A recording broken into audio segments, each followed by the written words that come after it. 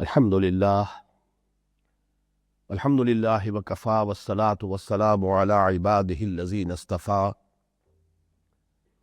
خصوصا علی افضلهم وخاتم النبیین محمد الامین وعلی آلہ وصحبہ اجمعین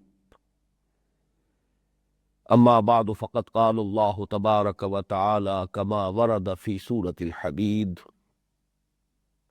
اعوذ باللہ من الشیطان الرجیم بسم اللہ الرحمن الرحیم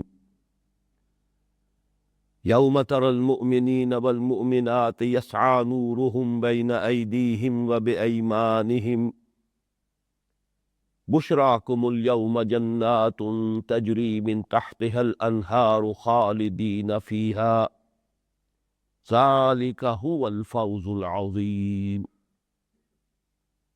یوم یقول المنافقون والمنافقات للذین آمنوا انظرونا نقتبس من نورکم قیل ارجعوا وراءکم فالتمسوا نورا فضرب بینہم بسور لہ باب باطنہ فیہ الرحمۃ وظاہرہ من قبلہ العذاب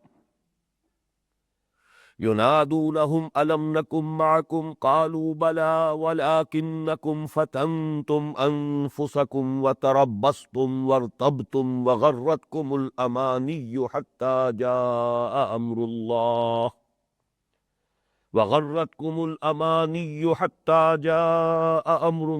وغرکم باللہ الغرور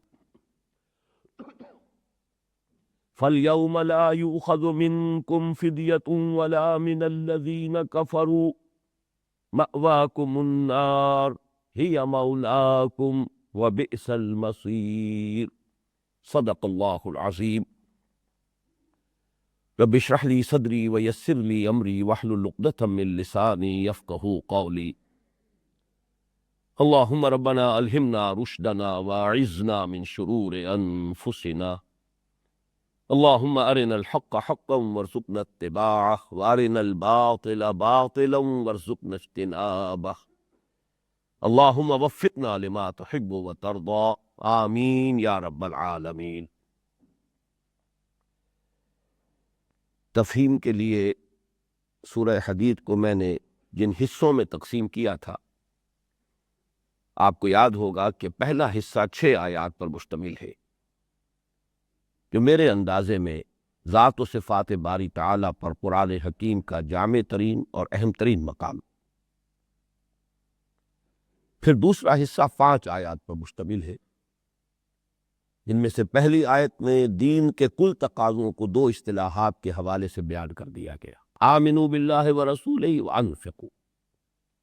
پھر 2 آیات میں ذرا زجر کے انداز میں پہلی آیت میں کیوں ایمان نہیں رکھتے، اور یہ کہ کیوں خرچ نہیں کرتے اللہ کی راہ میں، اور ایک آیت میں ترغیب، تشویق، حوصلہ افزائی، آگے بڑھو، اگر اپنے گریبانوں میں جھانکو اور محسوس کرو کہ وہ یقین والا ایمان نہیں ہے، تب بھی مایوس ہونے کی بات نہیں، قرآن حکیم کی آیات بینات موجود ہیں، ان سے تم اپنے باطنی تمام اندھیروں کو زائل کر کے نور ایمان سے اپنے باطن کو منور کر سکتے ہو۔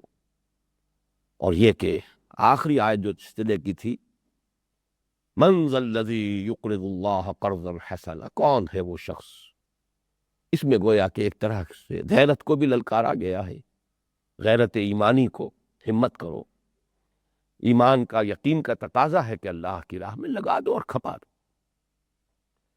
یہ میں خاص طور پہ اس آیت کا حوالہ آج اس لیے دے رہا ہوں کہ اس آیت سے متعلق ایک واقعہ ہے جو کہ بیان ہونے سے رہ گیا تھا، جس سے اندازہ ہوگا کہ صحابہ کرام رضوان اللہ تعالی علیہ مجمعین جب قرآن پڑھتے تھے یا سنتے تھے تو ان کا تأثر کیا ہوتا تھا، فوری طور پر عمل کے لیے آمادگی۔ جب یہ آیت نازل ہوئی اور حضور نے سنائی صحابہ کو، تو حضرت ابو الدحداح ایک صحابی ہے انصاری، ان کا مدینے میں سب سے بڑا باغ تھا، 600 درخت تھے کھجوروں کے، وہ اس باغ میں تھے، اسی میں ان کی رہائش تھی، گھر بنایا ہوا ہے، گویا کہ جو بھی انسان تصور کر سکتا ہے دنیا میں بہترین آسائش ہے، باغ ہے، چھاؤں ہے، ظاہر بات ہے باغ ہے تو چشمہ بھی ہے، ہر طرح کی سہولتیں ہیں۔ تب انہوں نے فوراً سوال کیا کہ حضور یا رسول اللہ، اللہ ہم سے قرض مانگ رہا ہے؟ حضور نے فرمایا ہاں، من ذا الذی یقرض اللہ قرضا حسنا۔ عرض کیا تو ہاتھ بڑھائیے۔ حضور نے اپنے دست مبارک بڑھایا، عرض کیا میں نے اپنا باغ اللہ کو قرض دے دیا، جو کہ مدینے میں سب سے بڑا باغ تھا۔ اس کے بعد وہاں سے خوشیاں مناتے ہوئے، اب اصل میں یہ بھی نوٹ کیجئے کہ ایک ہوتا ہے کہ انسان کبھی جذباتی طور پر کوئی کام کر گزرے، کوئی بہت بڑی چھلانگ لگا لی، پھر ایک رد عمل بھی ہوتا ہے فوراً، یہ میں جا کر بیٹھا۔ لیکن یہ کہ نہیں، گویا کہ بڑی کامیابی سے مسرور گھر وہاں گئے، باغ واپس، اور باغ میں داخل نہیں ہوئے، اب یہ اللہ کا ہو چکا ہے، اس کے باہر ہی اس کی فصیل سے باہر سے پکارا ہے، یا امت دہدہ، اے دہدہ کی ماں نکل آؤ، میں نے یہ باغ جو ہے اللہ کو دے دیا۔ اور وہ بھی اللہ کی بندی یہ کہتے ہوئے نکل آئی، یہ بہت اچھا کیا، بہت عمدہ سودا کیا، اور وہاں سے اپنا ذاتی سامان وغیرہ جو تھا لیا اور نکل گیا۔ کہ یہ تھا انداز اصل میں، یہ جو انقلاب آیا ہے محمد الرسول اللہ والذین معہ، تاریخ انسانی کا ایک یونیک فینومینن ہے، کل 20 برس میں ایک عظیم انقلاب برپا ہو۔ تو وہ در حقیقت اس آمادگی کا کہ جو سنا ہے، بات سمجھ میں آ گئی ہے، ایمان پہلے سے موجود ہے، تو اب اس میں عمل کی کیا تاخیر۔ اب اس کے بعد جو تیسرا حصہ ہے، جیسا کہ میں نے عرض کیا تھا، یہ 4 آیات پر مشتمل ہے، اور اس میں ایک آیت بالکل جیسے کہ پہلے حصے کی آیت ہے، هو الاول والآخر والظاہر والباطن، جو اس کا مقام اور مرتبہ ہے، اسی مرتبہ اور مقام کی ایک آیت اس حصے کے اندر بھی ہے، اور وہ ہے اصل میں منافقت کی حقیقت کو واضح کرنے کے لیے۔ ہم پڑھ چکے ہیں، ترجمہ بھی کر چکے ہیں کہ یہ ایک کو تو کوئی چھلنی لگے گی آخرت میں کہ جو کافروں اور جو بھی مسلمان دنیا میں سمجھے جاتے تھے ان کو علیحدہ کر دے گی۔ اس کے بعد ایک اور شفٹنگ ہونی ہے، ایک اور چھان پھٹک ہونی ہے۔ جو دنیا میں مسلمان سمجھے جاتے تھے، اب ان میں کون واقعی مومن تھا اور کون جھوٹ موٹ کا مومن بنا ہوا تھا۔ جھوٹے اور سچے کے مابین ایک تمیز کرنے کے لیے یہ فینومینن ہے جسے ہم عام جو ہمارا محاورہ ہے اس میں پل صراط کہتے ہیں، اس کا تصور جیسا کہ میں نے عرض کیا یہاں بھی موجود ہے، بین ہی انہی الفاظ میں سورہ تحریم جو آخری ہے ان مدنی صورتوں کا جو سلسلہ ہے، ان کی آخری صورت اس میں بھی ہے، اور مضمون کے اعتبار سے یہ سورہ مریم کے اندر بھی موجود ہے۔ وہاں میں نے کل اس کی جو ہے کچھ الفاظ بیان کیے تھے، فرمایا گیا یہ آیات 71-72 ہیں سورہ مریم کی، وَإِن مِّنكُمْ إِلَّا وَارِدُهَا كَانَ عَلَىٰ رَبِّكَ حَتْمًا مَّقْضِيًّا ثُمَّ نُنَجِّي الَّذِينَ اتَّقَوْا وَنَذَرُ الظَّالِمِينَ فِيهَا جِثِيًّا۔ تم میں سے کوئی نہیں ہے کہ جو جہنم پر وارد نہ ہو، مومن ہو، کافر ہو، مسلم ہو، منافق ہو، سب کو گزارا جائے گا۔ اور اس کی در حقیقت یہ حکمت بیان کی ہے مفسرین نے کہ اہل ایمان کو بھی اندازہ ہو جائے کہ اللہ نے ہمیں کس شے سے بچایا ہے، ورنہ شاید اندازہ نہ ہو سکے کہ کتنی بڑی کامیابی ہے، کتنا بڑا فضل اللہ کا ہم پر ہوا ہے، تو ان کو بھی گزارا جائے گا۔ وہ جو گزرنا ہے وہ اب کس طرح کا ہوگا، یہ میدان حشر کی جو چیزیں ہیں انہیں ہم صرف الفاظ جو ہیں ہمارے جو ان کے لیے قریب ترین ہو سکتے ہیں وہ الفاظ ہیں کہ جو قرآن میں آ گئے، ان کی اصل حقیقت تو وہیں جا کر کھلے گی۔ تو وہاں وہ کوئی ایسا مرحلہ ہے کہ شدید گھپ اندھیرا ہوگا، اہل ایمان کو نور عطا ہو جائے گا، بلکہ عطا کیا ہوگا، یوں کہیے کہ ان کے نور کا ظہور ہو جائے گا۔ وہ نور ایمان جو دلوں میں تھا، دے کر آئے تھے، وہ اب ظاہر ہو جائے گا۔ وہ نور اعمال صالحہ داہنی طرف، یوم تری المؤمنین والمؤمنات یسعی نورہم بین ایدیہم وبایمانہم، جس دن کہ تم دیکھو گے مومن مردوں اور مومن عورتوں کو دوڑتا ہوا ہوگا ان کا نور ان کے آگے، ان کے سامنے اور ان کے داہنی طرف دوڑتا ہوگا، یعنی خود وہ چل رہے ہیں اور اس کے ساتھ ساتھ نور بھی آگے آگے چل رہا ہے۔ اور میں نے عرض کیا تھا کہ حضور کا ایک قول ہے جو علامہ ابن جریر طبری لائے ہیں اپنی تفسیر میں نے اس کا صرف ایک حصہ آپ کو سنایا تھا۔ حضور نے فرمایا کسی کو تو یہ نور جو ملے گا وہ اتنا ہوگا کہ مدینے سے صنعاء تک اس کی روشنی جائے گی، کسی کو جو ملے گا وہ اتنا ہوگا کہ مدینے سے عدن تک روشنی جائے گی۔ اور کسی کے لیے بس اتنا ہی ہوگا کہ اس کے قدموں کے آگے روشنی ہو جائے گی۔ تو میں نے عرض کیا تھا، پھر دہرا رہا ہوں کہ وہ بھی بہت ہی خوش نصیب ہوگا کہ جس کے قدموں کے سامنے بھی روشنی ہو، کہ اگر گھپ اندھیرے میں کہیں کسی پگڈنڈی پر چلنا ہو یا کوئی ایسا راستہ کہ جہاں کوئی راستہ بنا ہوا نہ ہو، تو وہ ایک ٹارچ بھی اگر کسی کے پاس ہے، ایک لالٹین ہی کسی کے پاس ہے، تو وہ بھی بہت قیمتی ہے، بہت خوش نصیب انسان ہوگا۔ بہرحال یہ اہل ایمان اپنے اس نور ایمان اور نور اعمال صالحہ کی روشنی میں اس راستے سے گزر جائیں گے۔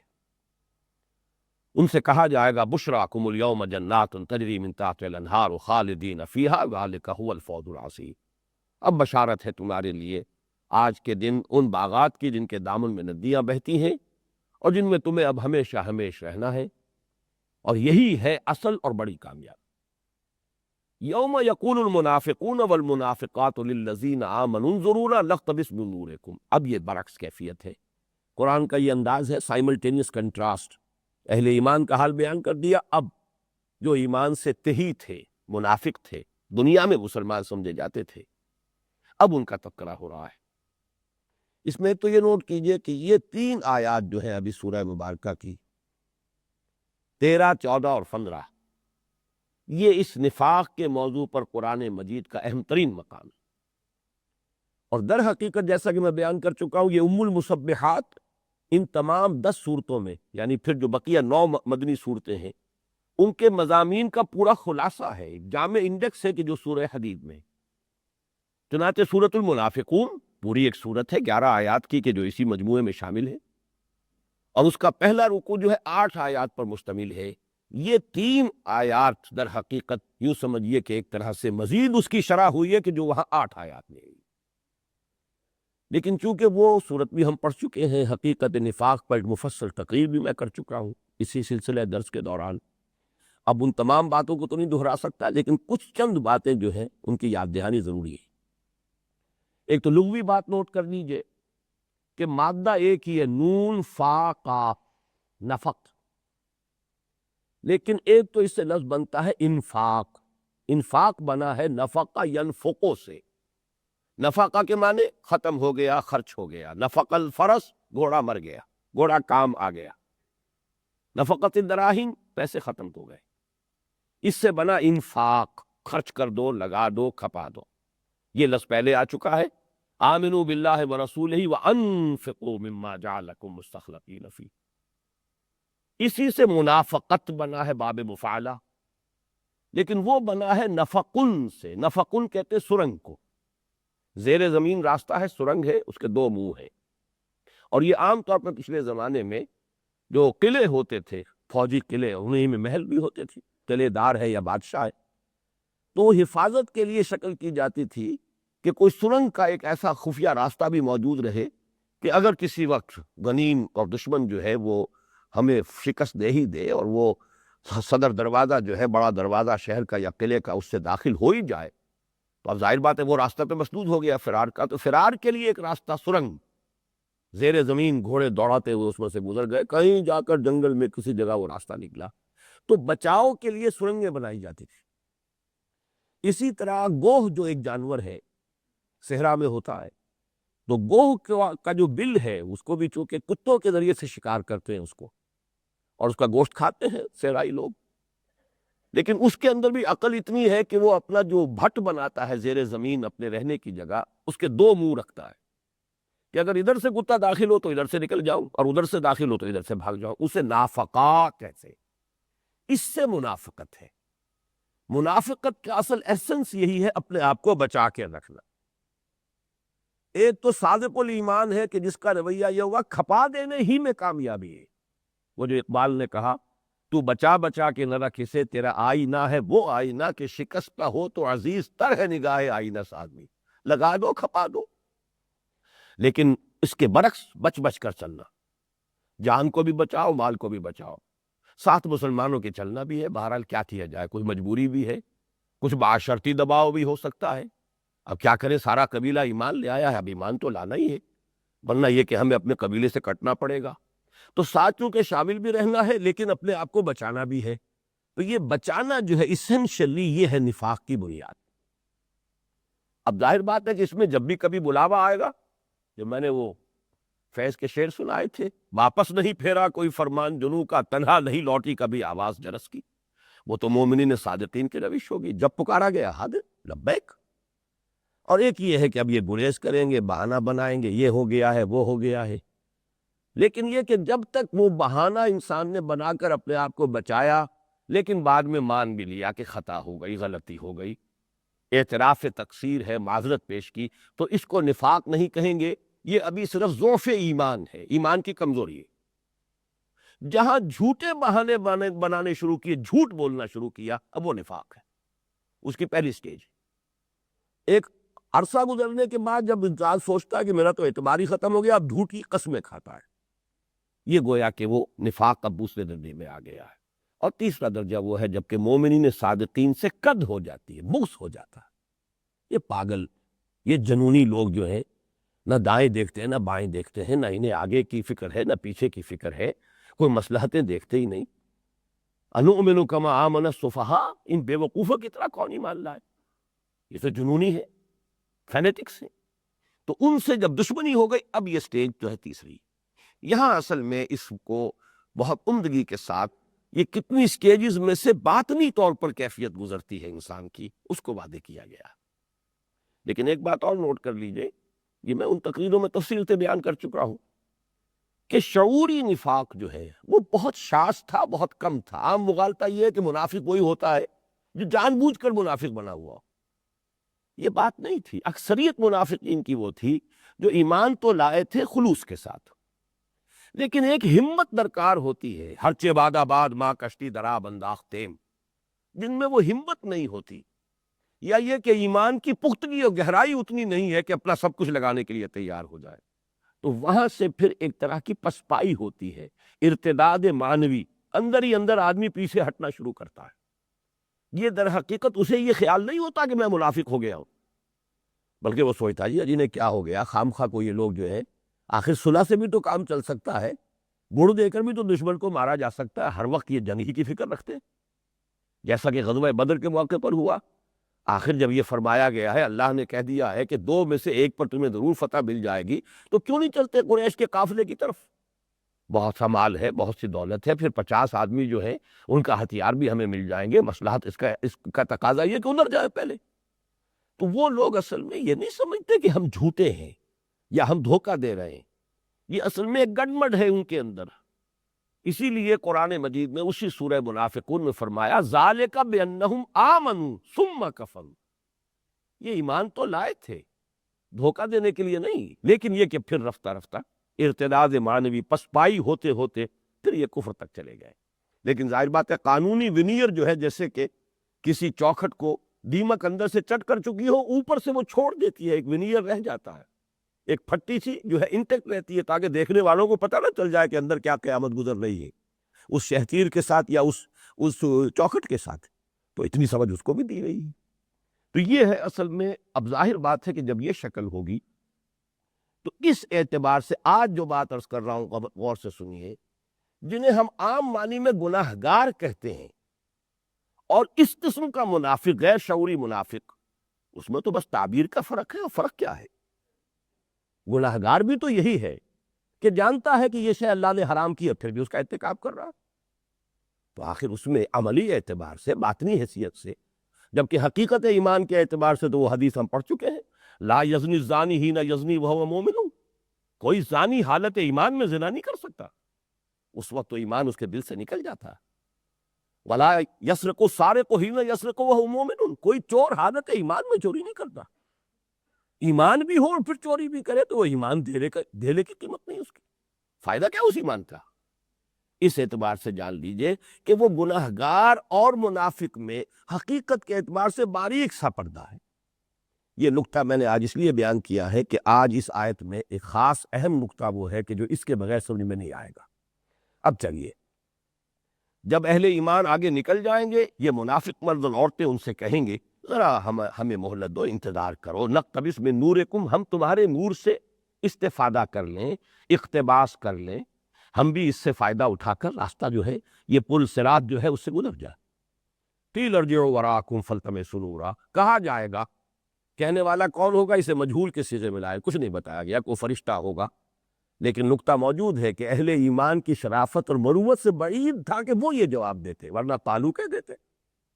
قالو نہیں، قیلا کہا جائے گا، قیل ارجعوا وراءکم فالتمسوا نورا، کہا جائے گا لوٹ جاؤ اپنے پیچھے کی طرف، یعنی پیچھے دنیا کی طرف۔ یہ نور یہاں نہیں دیا گیا، بلکہ میں یہاں کہوں گا ریوڑیوں کی طرح تقسیم نہیں ہوا ہے، یہ ارن کیا گیا ہے، یہ دنیا کی زندگی میں کما کر لایا گیا ہے۔ ایمان کا بھی کسب کرنا پڑتا ہے، اور اعمال صالحہ تو ہے ہی سراسر کسب۔ یہ نور وہاں کمایا گیا ہے، وہاں سے لایا گیا ہے، وہاں اس کی تحصیل ہوئی ہے۔ تو اگر تمہارے لیے بھی ممکن ہو تو لوٹ جاؤ، پیچھے کی طرف جاؤ، فالتمسوا نورا، تلاش کرو، حاصل کرنے کی کوشش کرو یہ نور۔ فضرب بینہم بسور لہ باب، پھر ان کے مابین ایک فصیل حائل کر دی جائے گی جس میں ایک دروازہ ہوگا۔ اب یہ فصیل تو در حقیقت ایک فصل قائم کرنے کے لیے ہے کہ اب آگے نکل گئے اہل ایمان اور ادھر یہ پیچھے رہ گئے، پکارتے ہی رہ گئے۔ ان کے درمیان فاصلہ تو ہو گیا ہے، اب ان کے درمیان فصیل بہائی کر دی جائے گی۔ باطنہ فیہ الرحمہ، اس کے باطن اندر کی طرف رحمت ہوگی، لیکن باطنہ کی ضمیر کا مرجع کیا ہے؟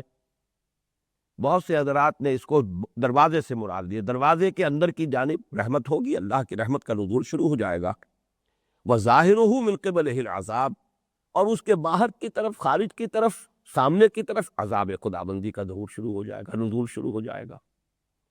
لیکن مجھے اس میں کافی تامل تھا، تو آج مجھے خاصا وقت لگانا پڑا اس پر، تو جو میری رائے ہے مجھے اس کی تائید امام راضی سے مل گئی کہ یہاں دروازے کی طرف اس ضمیر مجرور کی نسبت نہیں ہے، سور کی طرف، اس فصیل کے اندر کی طرف اللہ کی رحمت، اور اس فصیل کے باہر کی طرف اللہ کا عذاب۔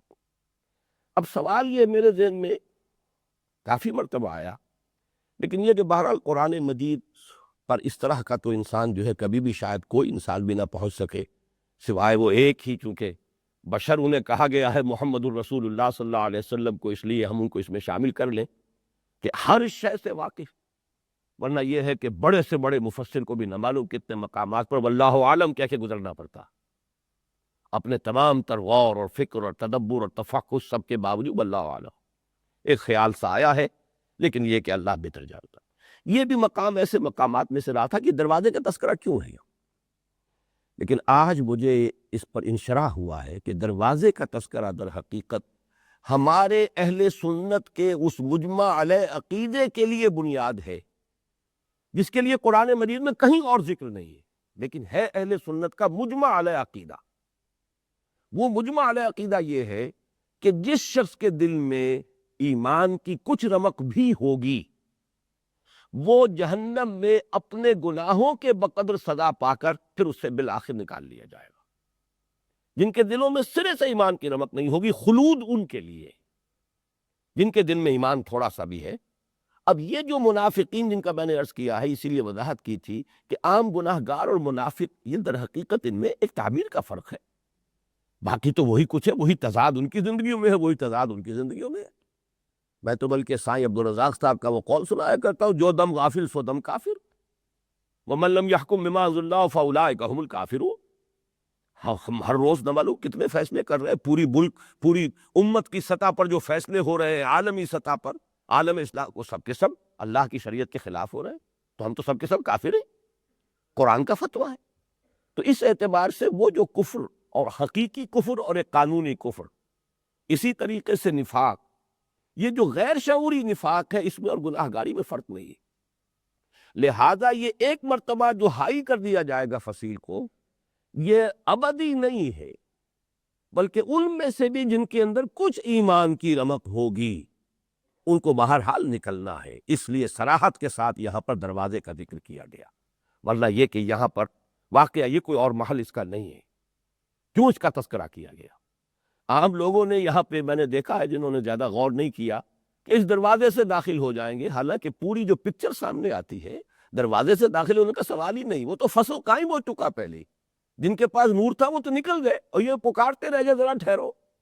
اب اس کے بعد فصیل آ رہی ہے، فَضُرِبَ بَيْنَهُمْ، اور فا جو ہے تعقیب کے لیے، اس کے اندر لازماً جو ہے بعد کا تذکرہ موجود ہے۔ تو وہ تو تقسیم جو ہو چکی ہے، یہ نہیں کہ اب جنت کے اس داخلے دروازے کے داخلے کے لیے جو ہے جنت میں داخلے کے لیے دروازہ ہے، نہیں، بلکہ در حقیقت یہ دروازہ آئندہ کے لیے ان لوگوں کے لیے کہ جن کے دلوں میں کچھ نہ کچھ ایمان کی رمق روشنی تھی، لیکن یہ کہ مجموعی طرز عمل کے اعتبار سے وہ سزا کے مستحق ہو چکے ہیں، لہذا وہ اپنے سزا کے بقدر سزا، اپنے گناہوں کے بقدر سزا پا کر نکل آئیں گے۔ یہ اہل سنت کا اجماعی عقیدہ ہے، اور قرآن مجید میں کہیں اور اس کا تذکرہ نہیں۔ کیوں نہیں ہے یہ بھی سمجھ لیجئے، بلکہ یہ گویا کہ سورہ حدید کے ضمن میں دوسرا نکتہ آ گیا۔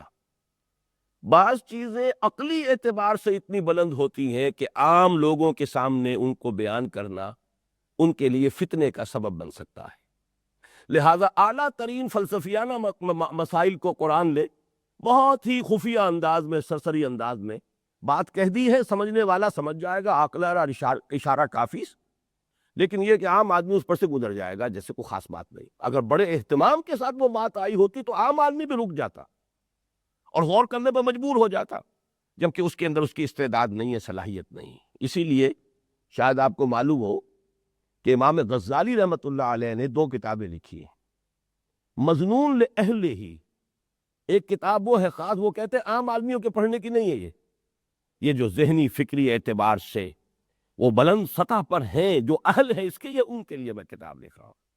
ایک ہے کہ جو ان کے لیے عوام کے لیے لکھی گئی ہے، اور یہ عام آدمی تو کرے گا، لیکن قرآن تو ظاہر بات ہے کہ ایک ہی کلام ہے اللہ کا، اس میں سب کی دیے، سب کی ضروریات کو کیٹر کیا گیا ہے۔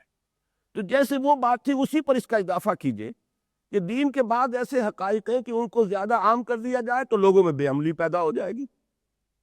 یہ تو تصور کرنا ہمارے ساتھ ممکن نہیں ہے کہ ایک لمحے کے لیے بھی جہنم میں داخلہ جو ہے وہ کس درجے شدائد اور مصائب جو ہے وہ اس کا ذریعہ بن جائے گا، لیکن یہ کہ آدمی کے اوپر وہ جو ایک گرفت ہوتی ہے کہ ایک وقت آئے گا کہ نکل جائیں گے، ایمان کی کوئی رمق بھی ہوئی تو نکل جائیں گے، اس سے خام خواہ جو ہے انسان کے اعصاب جو ہے ڈھیلے پڑتے ہیں اور اس کے اندر عمل کا جذبہ جو ہے وہ کمزور پڑتا ہے۔ لہٰذا یہ مضمون قرآن مجید میں شرح و بسط کے ساتھ نہیں آیا۔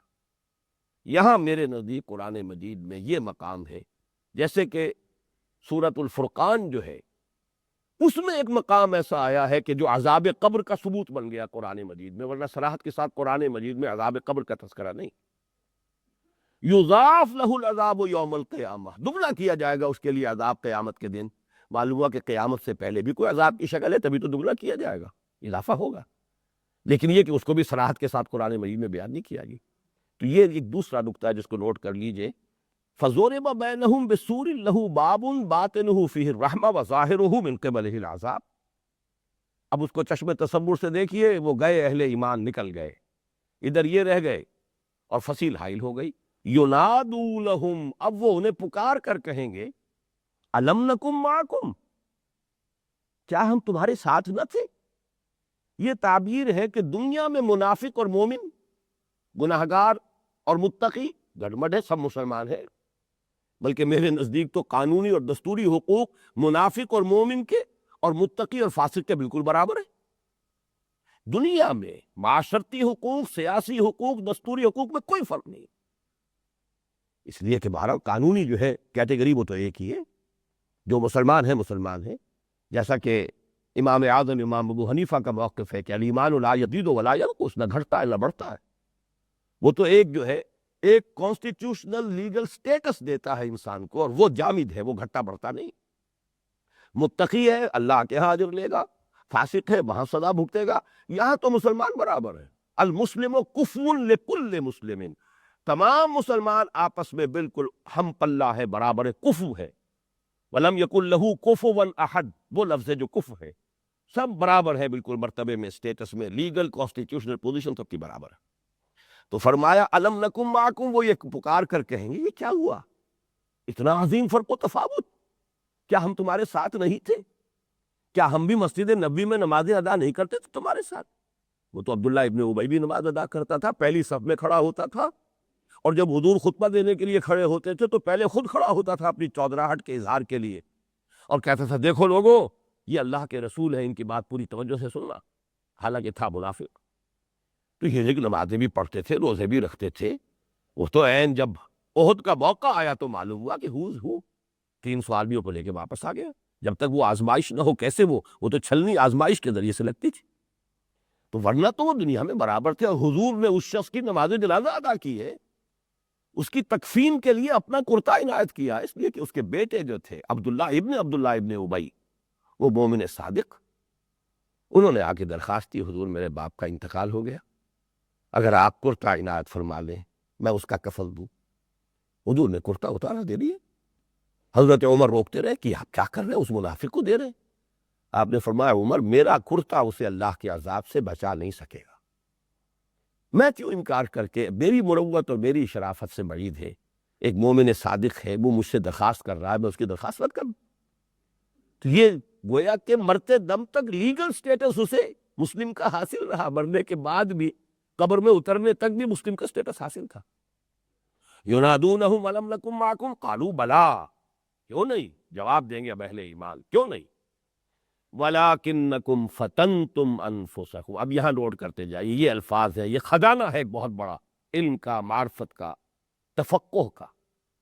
وَلَٰكِنَّكُمْ فَتَنْتُمْ أَنفُسَكُمْ وَتَرَبَّصْتُمْ وَارْتَبْتُمْ وَغَرَّتْكُمُ الْأَمَانِيُّ حَتَّىٰ جَاءَ أَمْرُ اللَّهِ وَغَرَّكُمْ بِاللَّهِ الْغَرُورُ۔ تھے تو تم ہمارے ساتھ، اس میں کوئی شک نہیں، لیکن تم نے اپنے آپ کو اپنے ہاتھوں فتنے میں ڈالا۔ فتن تم، نوٹ کیجئے گا اس کو، تم نے اپنے آپ کو فتنے میں ڈالا۔ اب فتنے کی تین نسبتیں ہیں، اچھی طرح سمجھ لیجئے۔ کہیں تو اللہ تعالیٰ فرماتے ہم نے فتنے میں ڈالا، وَلَقَدْ فَتَنَّا الَّذِينَ مِن قَبْلِهِمْ، یہ تو ہمارا قاعدہ رہا ہے، سورہ عنکبوت میں ہم پڑھ چکے ہیں۔ یہاں فتنے میں ڈالنے والا کون ہے؟ اللہ ہے۔ ہم نے فتنے میں ڈالا، ہم نے آزمایا تمہیں، ہم دیکھنا چاہتے تھے کون کھرا ہے، کون کھوٹا ہے، کون حقیقتاً مومن ہے، کون جھوٹ موٹ کا مدعی ایمان ہے۔ امتحان ہماری طرف سے ہے، لیکن امتحان آ رہا ہے کس کے ہاتھوں؟ ابو جہل کے ہاتھوں آ رہا ہے۔ تو گویا کہ دوسری نسبت ہو گئی ان کفار کی جو مسلمانوں کو ستا رہے تھے کہ وہ فتنے میں ڈال رہے ہیں مسلمانوں کو، جیسا کہ سورہ بروج میں فرمایا ان الذین فتنوا المؤمنین والمؤمنات ثم لم يتوبوا فلہم عذاب جہنم ولہم عذاب الحریق۔ وہ لوگ کہ جو اہل ایمان مردوں کو اور عورتوں کو وہ فتنوں میں مبتلا کرتے ہیں، آزمائشوں میں ڈالتے ہیں، ستاتے ہیں، تکلیفیں دیتے ہیں، ان کے ایمان کی جو ہے کے لیے آزمائش پیدا کرتے ہیں، ان کے لیے جہنم ہے۔ اگر انہوں نے توبہ نہیں کی ہے، توبہ مرنے سے پہلے توبہ کر لی، ایمان لے آئے تو ٹھیک ہے، تب تو سارا کا سارا جو ہے پچھلا کیا دھرا جو ہے معاف ہو جائے گا، ورنہ ان کے لیے عذاب جہنم ہے۔ تیسری نسبت یہ ہے کہ انسان اپنے آپ کو خود ڈالتا ہے فتنے میں۔ اس سے مراد کیا ہے؟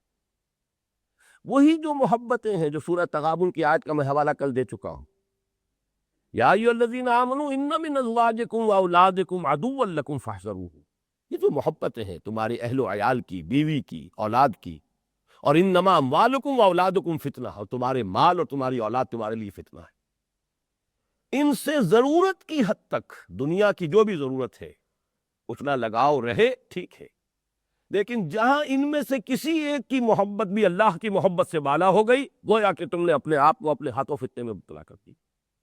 یہ تو انسان کا اپنا عمل ہے۔ یہاں ذرا پھر میں بعد میں وہ آیت سناؤں گا، ابھی پہلا لفظ سمجھ لیا، وَلَٰكِنَّكُمْ فَتَنْتُمْ أَنفُسَكُمْ، تم نے اپنے آپ کو اپنے ہاتھوں فتنوں میں ڈالا، وَتَرَبَّصْتُمْ، اور پھر تم گو مگو کی کیفیت میں مبتلا ہو گئے۔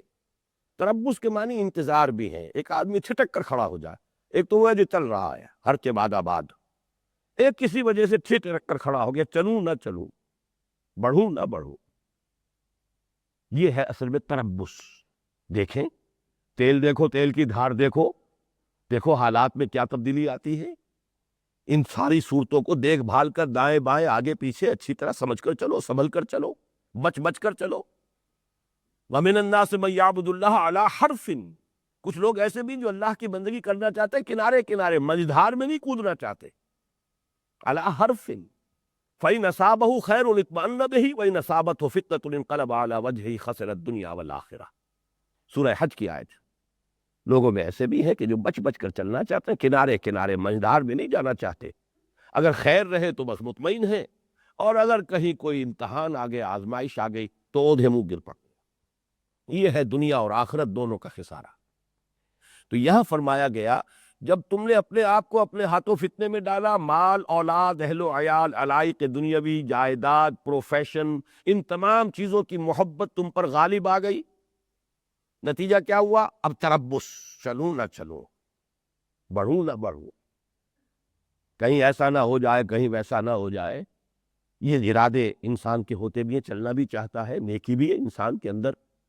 ایمان مجھے روکے ہے تو کھینچے ہے مجھے کفر، کعبہ میرے پیچھے ہے کلیسا میرے آگے. یہ تردد، جیسے قرآن کہتا ہے سورہ نساء میں مذبذبین بین ذالک، یہ مذبذب ہو کر رہے ہیں، مذبذب فی ریبہم یترددون، یہ اپنے شکوک و شبہات میں متردد ہو کر رہے ہیں. ایک ہوتا ہے یکسو، ہر چھ بعد آباد.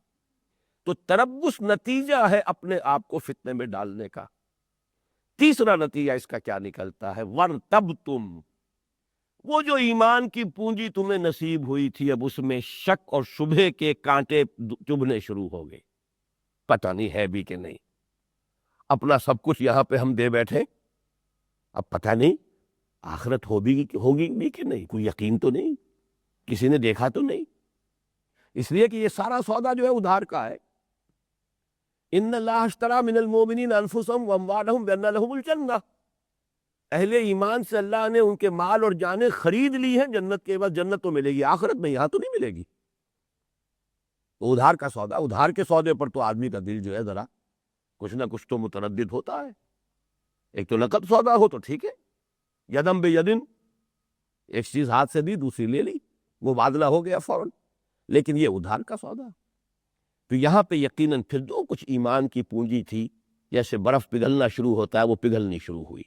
ورتبتم، یہ نتیجہ ہے اس کا کہ تم نے اپنے آپ کو اپنے ہاتھوں فتنوں میں ڈالا، پھر تربص میں مبتلا ہو گئے، اور اس کے نتیجے میں جو پونجی ایمان کی تھی وہ تمہارے ہاتھ سے جانی شروع ہوئی، وہ دولت جو ہے زائل ہونی شروع ہوئی. اب یہاں وہ آیت نوٹ کر لیجئے جو ہمارے درس میں آ چکی ہے پہلے. یہ فتنے کے لیے اور اس کے لفظ تربص جو اس کا نتیجہ ہے اس کو جاننے کے لیے لازم ہے وہ آیت یاد رہے. سورہ توبہ کی آیت نمبر 24. قل ان کان آباؤکم وابناؤکم واخوانکم وازواجکم وعشیرتکم واموال اقترفتموها وتجارۃ تخشون کسادها ومساکن ترضونها احب الیکم من اللہ ورسولہ وجہاد فی سبیلہ فتربصوا حتی یاتی اللہ بامرہ واللہ لا یہدی القوم الفاسقین. اے نبی ان سے کہہ دیجئے کہ اگر تمہیں اپنے باپ، اپنے بیٹے، اپنے بھائی، اپنی بیویاں، اپنے رشتہ دار اور وہ مال جو تم نے بڑی محنت سے کمائے ہیں اور جمع کیے ہیں، اور وہ کاروبار جو بڑی محنت اور مشقت سے جمائے ہیں، ان کے کساد کا، مندے کا تمہیں ہمیشہ اندیشہ رہتا ہے، اور وہ جائیدادیں اور وہ بلڈنگیں اور حویلیاں اور کوٹھیاں جو تمہیں بڑی پسند ہیں، یہ 8 چیزیں اگر زیادہ محبوب ہیں، محبوب تر ہیں 3 چیزوں سے، اللہ سے، اللہ کے رسول سے، اللہ کی راہ میں جہاد کرنے سے. بارہا میں نے عرض کیا ترازو ہے، ہر شخص اپنے باطن میں نصب کر لے. ایک میں 8 چیزیں ڈالیں. 5 ہے علائق دنیاوی، باپ، بیٹا، بھائی، بیوی اور رشتہ دار. باقی تو ہر انسان اس کے بعد ہی آئے گا، اس سے پہلے کوئی نہیں آتا. اور 3 چیزیں ہیں دنیاوی مال و اسباب، کاروبار ہے یا کوئی نقد ہے جو بھی ایسٹس ہیں، اور یا تیسری چیز جو ہے وہ یہ ہے کہ اب بلڈنگ ہے، جائیداد. تو وہ مال و منال اور یہ جو بھی رشتہ اور رشتہ داری اور دنیا کے علائق ہے، یہ 8 چیزیں ایک پرڑے میں ڈالو، دوسرے میں 3 کی محبت ڈالو، اللہ کی محبت، رسول کی محبت، اللہ کی راہ میں جہاد کی محبت. دیکھو کون سا پرڑا بھاری ہے. اگر یہ 8 والا بھاری ہے تو فتربصوا، جاؤ انتظار کرو. وہ ہے لفظ تربص. اب تو تربص ہو گئی، گو مگو، چلوں نہ چلوں. اسی کو اقبال نے وہ ایک شعر میں جمع کیا ہے، یہ مال و دولت دنیا، یہ رشتہ و پیوند، گمان بتان وہم و گما لا الہ الا اللہ. یہ سب وہم و گما کے بت ہیں، چاہے وہ رشتہ و پیوند ہو اور چاہے وہ مال و دولت دنیا ہو. 3 چیزیں یہاں مال و دولت دنیا کی آئی ہیں، رشتہ و پیوند کے 5. ان 8 کے مقابلے میں 3 محبتیں اگر بھاری ہے تو تہنیت ہے، مبارکباد ہے. اور اگر یہ 8 محبتیں بھاری ہے فتربصوا. اب اس آیت میں جہاں شروع سے لے کر آخر میں لفظ آئے تربصوا، یہاں گویا کہ اسی کی وَلَٰكِنَّكُمْ فَتَنْتُمْ أَنفُسَكُمْ وَتَرَبَّصْتُمْ. تیسرا نتیجہ وَارْتَبْتُمْ. اب جو پونجی تھوڑی بہت ایمان کی تھی، آیت میں سنا چکا ہوں سورہ منافقون کی، ذَلِكَ بِأَنَّهُمْ آمَنُوا ثُمَّ كَفَرُوا. لیکن یہ ایک دن میں نہیں ہو جاتا، رفتہ رفتہ ہوتا ہے، تدریجاً ہوتا ہے، پسپائی ہوتی ہے. اور اس کے بعد آدمی جو ہے ایک وقت ایسا بھی آئے گا کہ بالکل ہی ایمان سے خالی ہو جائے، یا ایمان اتنا فیبل رہ گیا ہے، اتنا کمزور رہ گیا ہے کہ وہ آپ کے عمل پر اثر انداز نہیں ہو سکتا. تو ظاہر بات ہے کہ اب آپ کے عمل میں تناقض ہوگا، تضاد ہوگا، کہیں گے کچھ کریں گے کچھ. یا ایھا الذین آمنوا لما تقولون ما لا تفعلون، وہ کیفیت ہو جائے گی کہ جو سورہ صف کے اندر دوسری آیت میں آئی ہے. اس کے بعد آئی ہے، دیکھیے بھائی، اسی لیے میں عرض کر رہا ہوں کہ یہ عظیم ترین آیات میں سے قرآن مجید کی. فرمایا وغرتکم الامانی، یہ چوتھا مرحلہ ہے. انسان اپنے آپ کو کچھ من گھڑت خوشنما عقائد سے بہلاتا ہے. امانی جمع امنیہ، تمنا، جس سے یہی مادہ ہے جس سے تمنا کا لفظ بنا. تمنا ہے آرزوئے، صحیح ترین اس کی انگریزی میں رینڈرنگ ہوگی وشفل تھنکنگ. اس کی مثالیں جو ہے وہ یہود کے عقائد، سیغفر لنا، اللہ معاف کر دے گا، بخشنے والا ہے، بخشن ہار ہے، ہمیں تو بخشی دیا جائے گا، آخر کچھ بھی ہے کلمہ گو ہے، کچھ بھی ہے محمد کے نام لیوا تو ہے صلی اللہ علیہ. سیغفر لنا، پھر ہمیں تو اگر ڈالا بھی جہنم میں تو گنتی کے چند دن. لن تمسنا النار الا ایاما معدودات، نحن ابناء اللہ واحباؤہ، ہم تو اللہ کے بڑے چہیتے ہیں، لاڈلے ہیں، بیٹوں کے مانند ہیں. ابراہیم کی نسل تو ہے آخر، تو کیا اللہ تعالیٰ کچھ بھی لحاظ نہیں کرے گا ابراہیم کا، جس کو کہا ہے کہ واتخذ اللہ ابراہیم خلیلا، دوست کی اولاد، کوئی فکر نہیں کرے گا اس کا. تو ہمارے ساتھ پریفرنشل ٹریٹمنٹ ہوگا، عام لوگوں والا معاملہ نہیں ہوگا. یہ امانی ہے. قرآن جہاں کہیں ان کے یہ عقائد نقل کرتا ہے، فرماتا ہے پھر ساتھ ہی تلک امانیہم، یہ ان کے وشفل تھنکنگ ہے، ان کے من گھڑت خیالات ہیں. قل ہاتوا برہانکم ان کنتم صادقین، اے نبی ان سے کہیے لاؤ دلیل اگر تمہارے پاس کوئی دلیل ہے. کہیں تورات میں یہ گارنٹی اللہ نے تمہیں دی ہے؟ وہ ہے وغرتکم الامانی. پھر ضمیر کو تھپک کر پھر یہ جو امنیتیں ہیں، یہ امانی ہے، یہ من گھڑت عقائد ہے، یہ طفل تسلیاں انسان کو سناتی ہیں. آخری بات کیا ہے؟ وغرکم حتی جاء امر اللہ، یہ وہی الفاظ آ گئے جو 24ویں آیت میں ہے. فتربصوا حتی یاتی اللہ بامرہ، جاؤ انتظار کرو یہاں تک کہ اللہ اپنا فیصلہ لے آئے. یعنی جب یہ جو حق و باطل کی کشمکش ہو رہی ہے، اللہ کا فیصلہ آ جائے. یا یہ ہے کہ اللہ کا فیصلہ موت بھی ہے، اللہ کا فیصلہ قیامت بھی ہے. یہاں پر بھی وہی لفظ آیا حتی جاء امر اللہ وغرکم باللہ الغرور. اور تمہیں، اب غرور یہاں نوٹ کیجئے گا، غین پر زبر ہے. ایک ہے لفظ غرور غین کے پیش کے ساتھ. غرور جو ہے وہ ایبسٹریکٹ ناؤن ہے، جس کو ہم اردو میں بھی غرور کا لفظ استعمال کرتے ہیں. بڑا غرور ہے، اسے بڑا غرور ہے. مغرور اس میں فاعل ہے، لیکن یہ کہ غرور یہ در حقیقت وہ اس کا ایبسٹریکٹ ناؤن. لیکن غرور غین کے زبر کے ساتھ، یہ فعول کے وزن پر، یہ مبالغے کا صیغہ، بہت بڑا دھوکے باز. اور تمہیں خوب دھوکہ دیا اس بہت بڑے دھوکے باز نے. یہاں مراد ہے شیطان، شیطان لعین. یہ شیطان لعین بھی انسان کو مزید لوریاں دے دے کر سلاتا ہے. اور کیا اس کی لوری ہے؟ جی اللہ بڑا غفور ہے، کہاں وہ سزا دے گا، یہ تو ایسے ہی ڈرانے کے لیے لوگوں کو سیدھے ہو جائیں، واللہ کہاں. کیا کوئی ماں اپنی اولاد کو جہنم کا اپنے ہاتھوں آگ میں ڈال سکتی؟ تو جو خالق ہے، مالک ہے. یہ صرف کہنے کی باتیں، ہونے والی باتیں نہیں ہیں. یہ آپ کو اپنے ہاں بھی جو ملنگ قسم کے صوفی ہیں وہاں یہ باتیں مل جائیں گی. معلوم ہوتا نہیں یہ تو ایسے ہی بس صرف ڈراوی ہے، ورنہ نہیں ہوگا. اللہ تو بڑا کریم ہے، بڑا نکتہ نواز ہے، بندہ نواز ہے، بڑا ہی وہ غفور ہے، رحیم ہے. لہٰذا اس کے بارے میں یہ گمان نہ کرو. اسی لیے ایک پوری سورت اس موضوع پر ہے، آخری پارے میں، سورۃ الانفطار. یا ایھا الانسان ما غرک بربک الکریم، کس شے نے تمہیں دھوکہ دیا ہے اپنے رب کریم پر. وہ کریم بھی ہے، اس میں کوئی شک نہیں، لیکن عزیز ذو انتقام بھی ہے، انتقام لینے والا بھی ہے. وہ قہار بھی ہے، وہ سزا دینے والا بھی ہے، شدید العقاب بھی ہے. اس کی تو تمام شانیں ہیں، اور ان تمام شانوں کو اپنے سامنے مستحضر رکھنا ضروری. وقت ختم ہو گیا. ابھی اس آیت پر گفتگو جو ہے آئندہ سیشن میں بھی جاری رہے گی. بارک اللہ لی ولکم فی القرآن العظیم ونفعنی وإیاکم بالآیات والذکر الحکیم.